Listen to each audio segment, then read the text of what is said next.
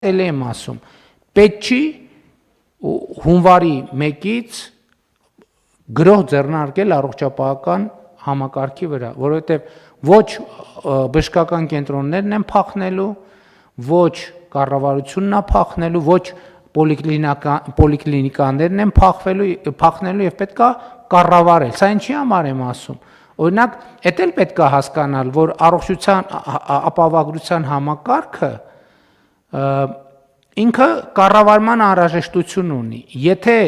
համակարգը գնահատելու է, եթե այս մարդու վիրահատությունը, եթե մենք անենք 3 ամիս հետո իր առողջությանը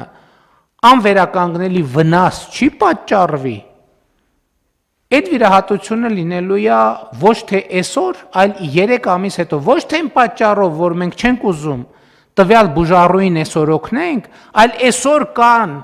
ուրիշ մարդիկ, որոնց վիրահատությունը այսօր չանելը իրանց առողջության համար կառաջացնի անվերականգնելի հետևանքներ։ Եվ հետևաբար ես ուզում եմ ասել, որ շատ կարևոր է, որ հանրությունը նույնպես, ոչ միայն կառավարությունը, հանրությունը նույնպես նոր ձևավորվող համակարգի նկատմամբ ունենա նույն վերաբերմունքը, դա իրանն է, դա կառավարությանը չի։ Այս համակարգը, որ մենք ներդնում ենք, դա կառավարությանը չի, դա քաղաքացիներինն է։ Եվ հետևաբար պետք է նաև որոշակի ըմբռնում ձևավորվի։